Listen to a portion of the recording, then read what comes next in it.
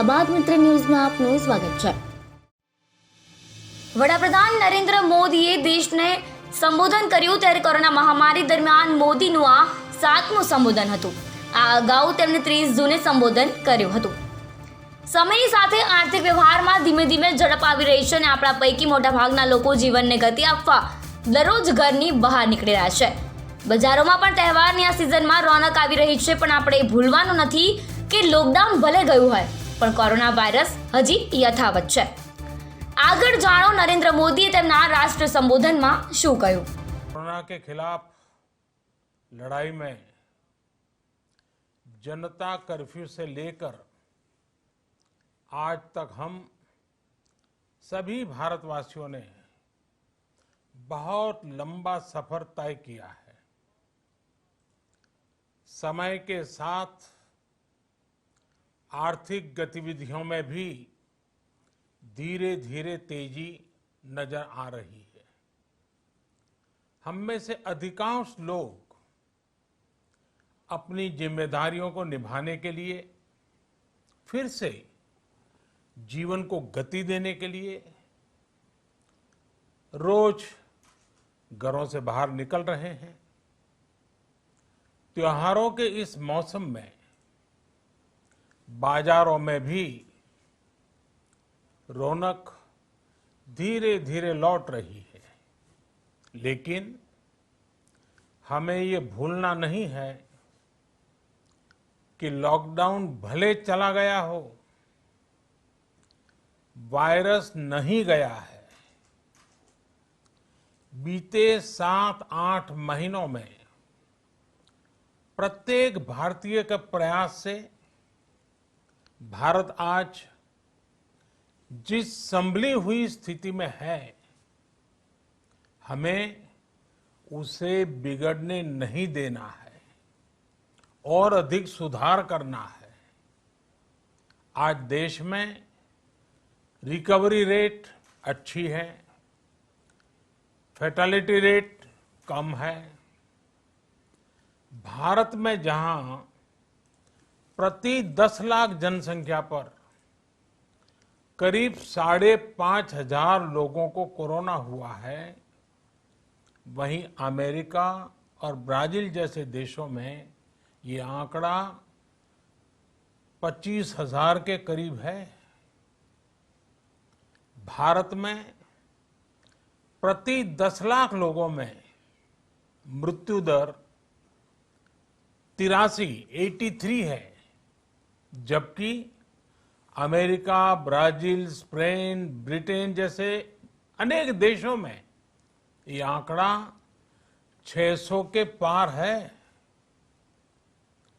दुनिया के साधन संपन्न देशों की तुलना में भारत अपने ज्यादा से ज्यादा नागरिकों का जीवन बचाने में सफल हो रहा है। आज हमारे देश में कोरोना मरीजों के लिए 90 लाख से ज्यादा बेड्स की सुविधा उपलब्ध है। 12,000 क्वारंटाइन सेंटर्स है। कोरोना टेस्टिंग की करीब 2,000 लैब्स काम कर रही है। देश में टेस्ट की संख्या जल्द ही 10 करोड़ के आंकड़े को पार कर जाएगी। कोविड महामारी के खिलाफ लड़ाई में टेस्ट की बढ़ती संख्या हमारी एक बड़ी ताकत रही है। सेवा परमो धर्म के मंत्र पर चलते हुए हमारे डॉक्टर, हमारे नर्सिस, हमारे हेल्थ वर्कर्स, हमारे सुरक्षाकर्मी और भी सेवा के भाव से काम करने वाले लोग इतनी बड़ी आबादी की निस्वार्थ सेवा कर रहे हैं। इन सभी प्रयासों के बीच ये समय लापरवाह होने का नहीं है।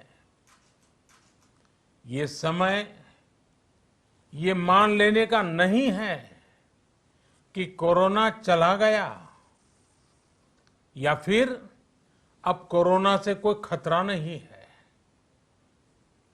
हाल के दिनों में हम सब ने बहुत सी तस्वीरें, वीडियो देखे हैं जिनमें साफ दिखता है कि कई लोगों ने अब सावधानी बरतना या तो बंद कर दिया है या बहुत ढिलाई ले आए हैं।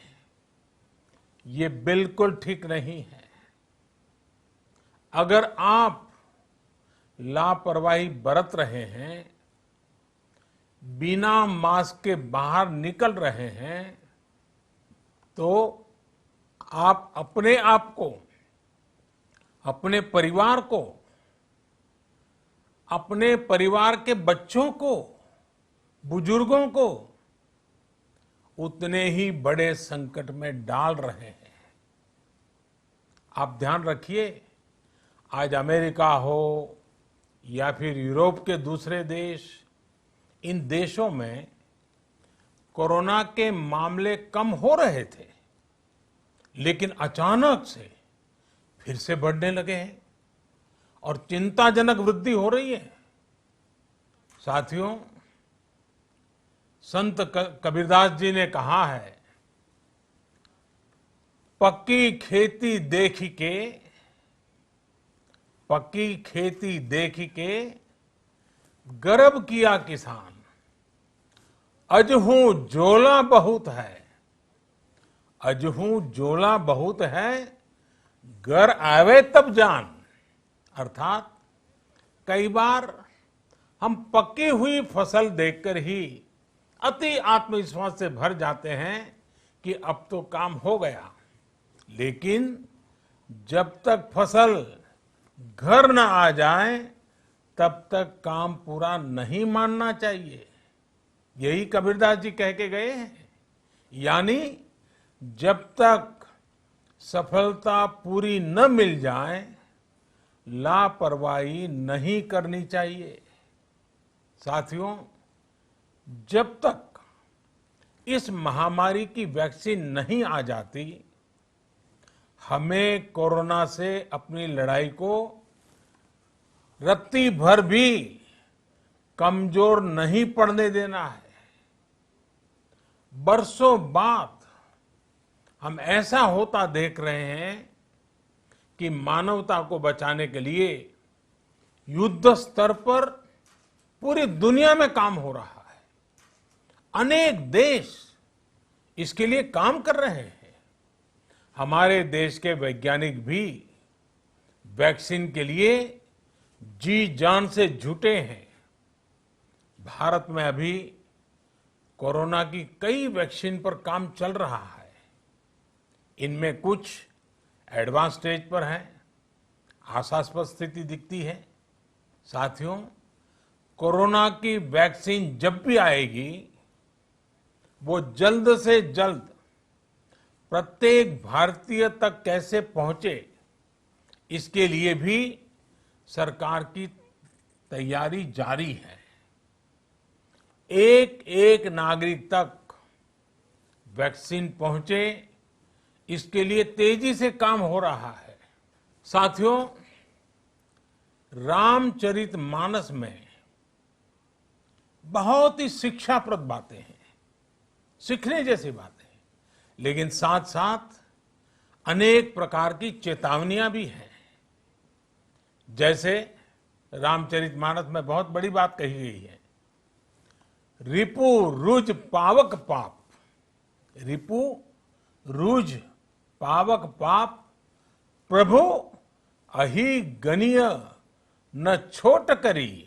अर्थात आग, शत्रु, पाप यानी कि गलती और बीमारी, इन्हें कभी छोटा नहीं समझना चाहिए।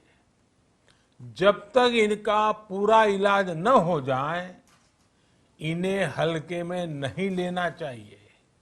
इसलिए याद रखिए, जब तक दवाई नहीं, तब तक ढिलाई नहीं। त्योहारों का समय हमारे जीवन में खुशियों का समय है, उल्लास का समय है। एक कठिन समय से निकलकर हम आगे बढ़ रहे हैं। थोड़ी सी लापरवाही हमारी गति को रोक सकती है, हमारी खुशियों को धूमिल कर सकती है। जीवन की जिम्मेदारियों को निभाना और सतर्कता, ये दोनों साथ साथ चलेंगे तभी जीवन में खुशियां बनी रहेगी। 2 गज की दूरी, समय समय पर साबुन से हाथ धुलना और मास्क लगाना, इसका ध्यान रखिए। और मैं आप सबसे करबद्ध प्रार्थना करता हूं, आपको मैं सुरक्षित देखना चाहता हूं, आपके परिवार को सुखी देना चाहता हूं। ये त्योहार आपके जीवन में उत्साह और उमंग भरे, ऐसा वातावरण चाहता हूं। और इसलिए मैं बार बार हर देशवासी से आग्रह करता हूं। मैं आज अपने मीडिया के साथियों से भी, सोशल मीडिया में जो सक्रिय हैं उन लोगों से भी बड़े आग्रह से कहना चाहता हूं कि आप जागरूकता लाने के लिए, इन नियमों का पालन करने के लिए जितना जन जागरण अभियान करेंगे, ये आपकी तरफ से देश की बहुत बड़ी सेवा होगी। आप जरूर हमें साथ दीजिए, देश के कोटि कोटि जनों को साथ दीजिए। मेरे प्यारे देशवासियों, स्वस्थ रहिए, तेज गति से आगे बढ़िए और हम सब मिलकर के देश को भी आगे बढ़ाएं।